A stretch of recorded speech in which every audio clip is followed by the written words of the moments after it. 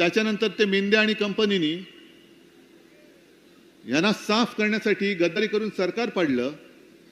आणि मला आश्चर्य वाटते भाजपाचं पण, म्हणजे आता मोदी इकडे आले की नाही प्रचाराला कल्पना नाही. आले होते नाही, येतील आणि ते त्याला मांडीवरती पण घेतील.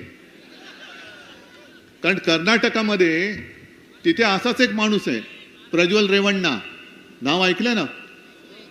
अगदी हजारो महिलांची त्यांनी आयुष्य उद्ध्वस्त केली.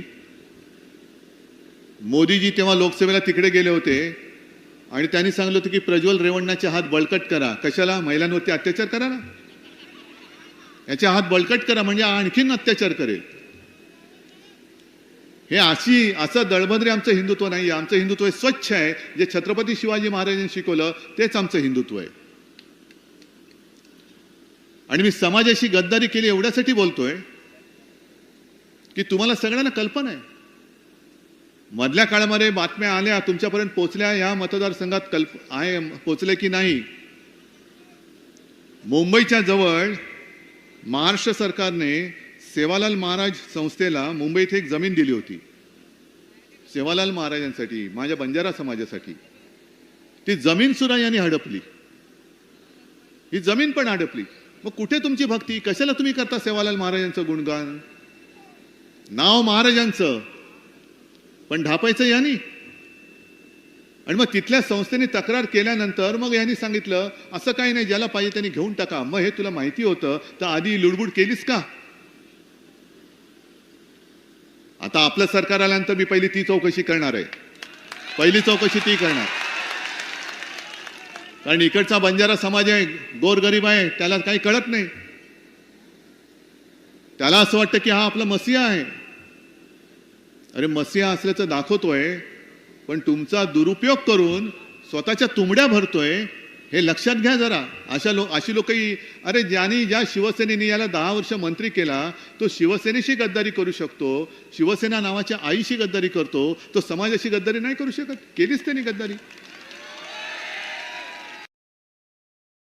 बरं 10 वर्ष जवळपास मंत्री होते ना, काय केलं तुमच्या या वॉर्डामध्ये? काय केलं सांगा. काय एकाचं तरी काम केलं असेल मला हात वर करून सांगा. हो आमचं काम केलं, मला नोकरी लावली, मला पाणी दिलं, रस्त्याची कामं केली, MIDC आणली, रोजगार आणला. मग मंत्रीपद उभवलं कशाला? 2.5 वर्ष तर मीच मुख्यमंत्री होतो. करोनाचा काळ होता, पण करोनाच्या काळात सुद्धा काही विकासाची कामं आपण अडवली नव्हती.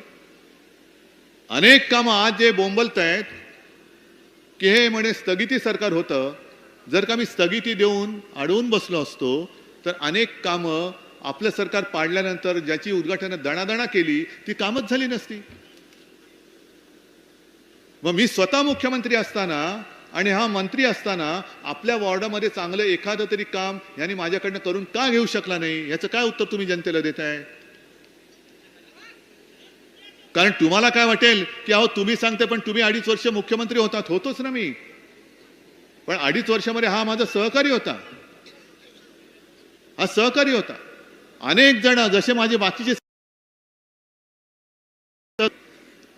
करोना काळात सुद्धा त्यांनी त्यांच्या वॉर्डमध्ये कामं करून घेतली. जे आपलं सरकार पाडल्यानंतर या मिंध्यानी तिथला निधीच थांबवून टाकला. मग इकडे सुद्धा भरपूर प्रमाणात निधी दिलाय. गेले कुठे पैसे? मग आता त्या पैशाची पोती उघडी होतील. आता कदाचित असं म्हणतात की पैसा वाटप होईल, पण तुम्ही तुमचं आयुष्य विकणार आहात का? तुम्ही तुमच्या मुलाबाळांचं भवितव्य विकणार आहात का? बाकी बोलायला काय जाते की आम्ही याव करून त्याव करू. कदाचित इकडे मोदी पण येतील, शहा पण येतील. मी प्रत्येक सभेत मुद्दामून हा मुद्दा घेतोय. याचं कारण ज्या मुद्द्याचा, ज्या विषयाशी महाराष्ट्राच्या निवडणुकीशी संबंध नाही तरी देखील ते वारंवार आणतायत. मग मला वारंवार सांगावं लागतंय की ह्या मुद्द्याचा या महाराष्ट्राच्या निवडणुकीशी संबंधच नाहीये. अमित शहा गेल्या 1-2-3 दिवसापूर्वी आले होते पलीकडे, मला वाटतं मलकापूर वगैरे असेल, कालच आले असतील किंवा. आणि त्यांनी मला आव्हान दिलं की जे 370 कलम काश्मीरमधलं हटवलं विरोध करणाऱ्या काँग्रेस बरोबर उद्धव ठाकरे बसतायत. हो बसतोय ना. पण 370 कलम हटवताना उद्धव ठाकरे तुमच्या बरोबर तरी सुद्धा तुम्ही त्याला फसवलात, हे तुम्ही काय नाही सांगत. मला काँग्रेस बरोबर बसायला भाग तुम्ही पाडलं. 370 कलम हटवताना पाठिंबा देणाऱ्या शिवसेनेला सुद्धा तुम्ही हटवून टाकलं. मग तुम्हाला धडा शिकवण्यासाठी मी काँग्रेस सोबत आलेलो आहे. जा काय करायचंय करा. आणि तुम्ही इकडे येऊन 370 कलमची टिमकी वाजवता. आम्ही तुम्हाला सोबत दिलीच तेव्हा, त्याच्यामध्ये तुम्ही बरोबर केलंय आमचं म्हणणं आहेच. पण आज इथे जो काही शेतकरी आलेला आहे, किती शेतकरी आहेत? सगळ्या आनंदात आहात ना रे बाबा नो? अरे सोयाबीनला भाव नाहीये ना. आपल्या काळात किती होता, आता किती आहे? कापूस, पीक विमा, आपत्तीत मदत, रोजगार, पिण्याचं पाणी. अरे पण 370 कलम हटवलं ना. हा मग केवढं मोठं काम आम्ही केलं. हे नाही मिळालं तर शेतकरी आत्महत्या थांबल्यात. मरू दे ना. 370 कलम हटवलंय ना. आहे काय 370 कलमाचा आपल्या महाराष्ट्राशी आणि तुमच्याशी काय संबंध? आपल्या देशाची अलबत आहे. काश्मीर, जम्मू काश्मीर हे आपल्या देशाचा अविभाज्य घटक आहे, हे मान्यच आहे. पण 370 कलम काढल्यानंतर अदानी खेरीज किती जणांनी, देशातल्या किती जणांनी काश्मीरमध्ये जमिनी विकत घेतल्या, हे पहिलं अमित शहा तुम्ही लिस्ट देऊन सांगा. आणि 370 कलम तुम्ही आत्ता काढलं ज्या वेळेला काश्मीरमध्ये हिंदू पंडितांवरती अत्याचार होत होते, हिंसा होत होती, हजारो हिंदू पंडित आपली राहती घर सोडून आपल्याच देशामध्ये निर्वासितासारखे देशभर पसरत होते, तेव्हा अमित शहा नावाची व्यक्ती या भूतलावरती आहे, नरेंद्र मोदी नावाची व्यक्ती या देशामध्ये राहते, हे कोणालाही माहिती नव्हतं. तेव्हा फक्त आणि फक्त हिंदू हृदय सम्राट शिवसेना प्रमुख बाळासाहेब ठाकरे यांनी काश्मीरी पंडितांना महाराष्ट्रामध्ये आश्रय दिला. तुम्ही काय सांगताय आम्हाला 370 कलम? आजची निवडणूक ही माझ्या महाराष्ट्राच्या स्वाभिमानाची आहे. आजची निवडणूक ही माझ्या महाराष्ट्राच्या रक्षणाची आहे. आज जर का चुकलो आपण तर हे संपूर्ण महाराष्ट्र गुजरातला विकून टाकतील. मी मगाच्या सभेमध्ये जे बोललो, कारण काय झालं आजपर्यंत पहिल्या प्रथम, म्हणजे माझी ना नाहीये त्याला अजिबात नाही. आता सुद्धा कोणाला येऊन तपासायचं असेल तर तपासा. हेलिकॉप्टर मधून उतरल्यानंतर हे असे 8-10 जण उभे. म्हटलं काय नाही, तुमच्या बॅगा तपासायचे. म्हटलं तपासा. मी तो व्हिडिओ केलाय. म्हटलं माझं जे काय तपासायचं तपासा, त्या बॅगेत आणखीन काय काय ते पण तपासा. पण म्हटलं तुम्ही मोदींची बॅग तपासली का हो? शहांची बॅग तपासता, मिंद्याची बॅग तपासता, गुलाबी जॅकेटची तपासता, मग तिसरा कोण राहिला?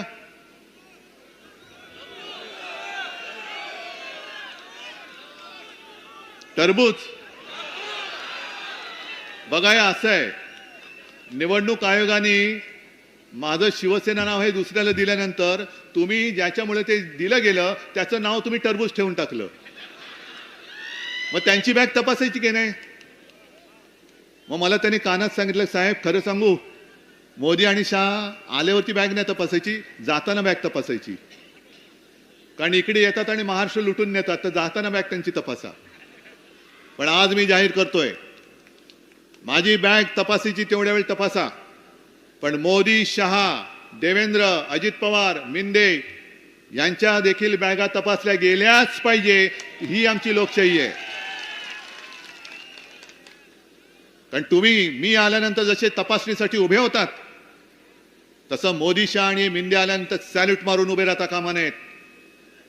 जसं मी माझ्या उमेदवाराच्या प्रचाराला फिरतो एक त्यांचा नेता म्हणून, तसेच ते जर का भाजपच्या उमेदवाराच्या प्रचाराला फिरणार असतील तर ते त्यावेळेला पंतप्रधान नाहीत, ते भाजपचे स्टार प्रचारक आहेत. त्यांना जो न्याय आहे तोच मला, आणि मला जो न्याय आहे तोच त्यांना न्याय आणि कायदा हा लागलाच पाहिजे. आणि जर या यंत्रणेला जमणार नसेल तर माझे शिवसैनिक मोदी, शहा, मिंदे आणि यांची बॅग तपासतील, तेव्हा पोलिसांनी मध्ये नाही यायचं. आपण व्हिडिओ गेल्या लोकसभेला पाहिलाय. मेंढ्याच्या हेलिकॉप्टर मधून बॅगा मागून बॅगा उतरल्यात.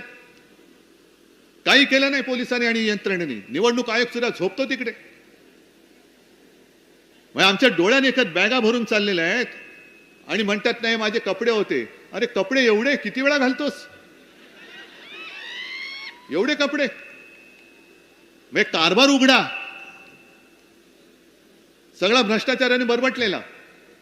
पण कपड्यांच्या बॅगा किती? काय होतं त्या बॅगेमध्ये?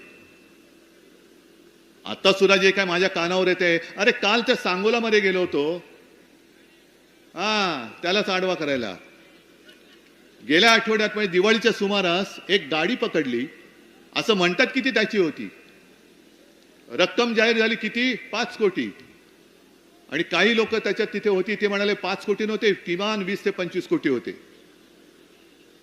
मग हे सगळं जाते. काही काही वेळेला तर अगदी यंत्रणेच्या गाड्यातनं पैसे जातात अशी माहिती आहे. खरं खोटं यंत्रणात जाणे. पण आम्हाला तुम्ही कायद्याची चौकट दाखवताय, आम्हाला तुम्ही कायद्याचा बडगा दाखवताय. हे एकतर्फी आम्ही चालू देणार नाही, अजिबात नाही. आणि म्हणून मी तुम्हाला सुद्धा सांगतोय, तुम्हाला सुद्धा कुठे जर का अडवलं आणि तुमच्या बॅगा वगैरे उघडायला लावल्या तर त्या अधिकाऱ्याचं सुद्धा ओळखपत्र तुम्हाला तपासण्याचा अधिकार आहे. मुंबईत काही महिलांनी मला तक्रार केली की आमच्या पर्स उघडून बघताय. तुम्ही सुद्धा त्यांची खिशामधली पैशाची पाकिटं उघडून बघा. नोकरीला कधी लागला? तुझा जन्माचा दाखला दे, तुझं सर्टिफिकेट दे, कुठपर्यंत शिकलास, राहतोस कुठे, हे सगळं तुम्ही बघा. कारण हा अधिकार लोकशाहीमध्ये तुम्हाला सुद्धा आहे. मतदार हा सर्वोच्च असतो. मतदार सरकार ठरवतो. तर ह्यांची तपासणी करायला काय मतदाराला अधिकार नाही? हा अधिकार आहे. आणि मोदी शहा यांना मी सांगतोय की तुम्ही इथे येऊन वेडीवाकडी काही आव्हानं द्यायचा फंदात पडू नका. इकडे माझ्या शेतकऱ्याला सोयाबीनला भाव नाही म्हणून तो ओरडतोय. कापसाची खरेदी अजून सुरू होते नाही होत, भाव मिळत नाही. पीक विम्याचा तर पत्ता नाही. सगळी कामं अडकलेली आहेत. नुसतं लाडकी बहीण. अरे त्या माता भगिनी आमच्याच आहेत. त्या काय गुजरातवरून नाही आता आलेल्या. त्या काय गुजरातमधून नाही आल्या. आणि त्यांना तुम्ही जे पैसे देताय हे तुम्ही लुटलेल्या पैशातले देत नाहीत. तुम्ही यांचेच पैसे देतात सगळ्यांचे. काय उपकार नाही करत. आणि आपण जे ठरवलेलं आहे की महाविकास आघाडीचं सरकार आल्यानंतर केवळ 1500च नाही तर 3000 रुपये आपण आपल्या बहिणींना देणार आहोत. मुलींना जसं मोफत शिक्षण मिळतं तसं माझ्या महाराष्ट्रात जन्मलेल्या मुलांना सुद्धा मी मोफत शिक्षण देणार आहे. रोजगारासाठी सुद्धा जे वैभव यांनी लुटून गुजरातला नेलेलं आहे ते परत आणून मी माझ्या देशात महाराष्ट्र सर्वोत्तम करून दाखवल्याशिवाय राहणार नाही. हे सुद्धा वचन मी तुम्हाला देतोय. अनेक गोष्टी करायच्या आहेत. पुन्हा एकदा शेतकऱ्यांना कर्जमुक्त करायचंय. परत करणार. कारण आपल्या महाविकास आघाडीच्या सरकारने 2 लाखापर्यंत पीक कर्जमुक्त तुम्हाला केलं होतं. मिळाली होती ना? म्हणजे मी करून दाखवलंय. यांच्यासारखं नाही. शेतकऱ्यांचं उत्पन्न दुप्पट होईल. किती जणांचं दुप्पट झालेलं हात वर करून सांगा. 2 कोटी लोकांना दरवर्षी रोजगार देणार. 2 लोकांनी तरी हात वर करून सांगा की आम्हाला मोदीने रोजगार दिला. रोजगार करतात पण रोजगार देत नाहीत. अच्छे दिन किती जणांचे आले? बरं यांचे 1500, या माता भगिनींचे 1500 सोडून द्या. भावांच्या अकाउंटमध्ये 15 लाख किती लोकांचे आले सांगा. म्हणजे असं काही आहे का की भावांना 15 लाख आणि बहिणींना 1500? नाही ना. मग 15 लाख देणार होता तुम्ही, 15 लाखाचे 1500 का केलेत? या सगळ्या थापा आता बंद करा. दुर्दैवाने महाराष्ट्राने जे काय केलं होतं ते केलंच होतं. पण दुर्दैवाने तुमच्या शेपटावरती निभावलं आणि कसं तरी रडत खडत तुम्ही दिल्लीत परत बसलात. हे देशाचं दुर्दैव आहे. आज ज्या मस्तीमध्ये तुम्ही चाललायत, एकदा तुम्हाला लोकसभेमध्ये महाराष्ट्राने धडा शिकवलेला आहे. या मतदारसंघात तुम्ही लोकसभेत पण आणि विधानसभेमध्ये सुद्धा गद्दारी करून केवळ उद्धव ठाकरेचे नाही, शिवसेनेचे नाही तर महाराष्ट्राच्या पाठीमध्ये वार केलेला आहात. आणि दर वेळेला दर सभेमध्ये म्हणजे मला बरं वाटतं की देशाचे पंतप्रधान विश्वगुरु यांचं भाषण उद्धव ठाकरेवरती बोलल्याशिवाय पूर्णच होत नाही. बघा केवढा महत्वाचा आहे. मी आहे की नाही, आपला वट आहे की नाही. अमित शहाचं सुद्धा उद्धवजी, मला काय माझ्यावरती बोलल्याशिवाय यांचं भाषणच पूर्ण होत नाहीये. मग त्यांना सांगतो ही अवस्था तुमची केविलवाणी का झाली. तुम्ही शिवसेना चोरलीत, शिवसेनेचं नाव तुमच्या शासनाच्या यंत्रणेने दुरुपयोग करून तुम्ही दुसऱ्याला दिलं. एक न्यायमूर्ती आता 2.5 वर्ष तिकडे बसले होते, काहीही न करता नुसतं ताशेरे जोडले, भाषणं दिली, लेक्चर दिली, पण न्याय नाही दिला. आणि मग जाता जाता एक 8-15 दिवस आधी सांगितलं की तो राम मंदिराचा निर्णय घेताना काय करायचं कळत नव्हतं. मी मग यमाई देवीच्या मंदिरात गेलो आणि यमाई देवीने मला बुद्धी दिली.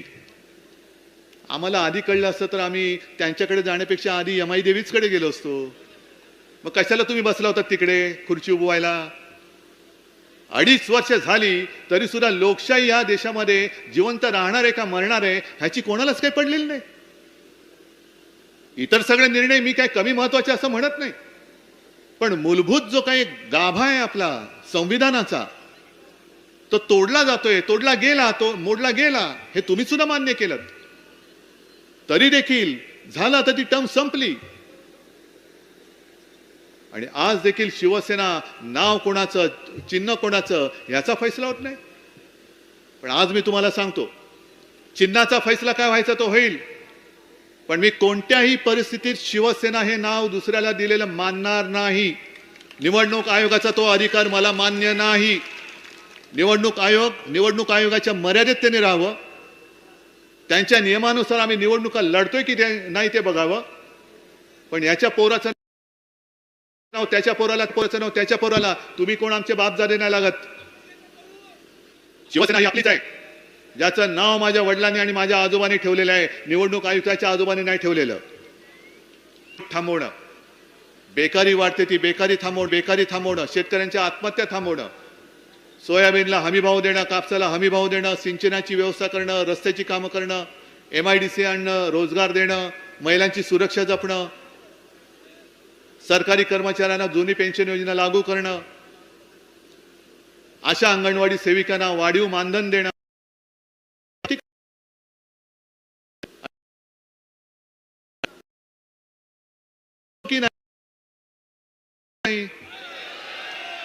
पण ते नुसता असा विश्वास हो करून नाही चालणार. त्याच्यासाठी माणिकराव सोबत सगळे इथले महाविकास आघाडीचे उमेदवार तुम्हाला भाजपचा आणि मिंद्याचा सुपडा साफ करून विधानसभेत पाठवावे लागतील. कारण हा विदर्भचा आहे मुख्य भूमिका बजावणारा. गेले 2 टर्म्स, 1 दशक भाजपला जास्तीत जास्त आशीर्वाद विदर्भाने दिले. काय नव्हतं दिलं भाजपाने, विदर्भाने.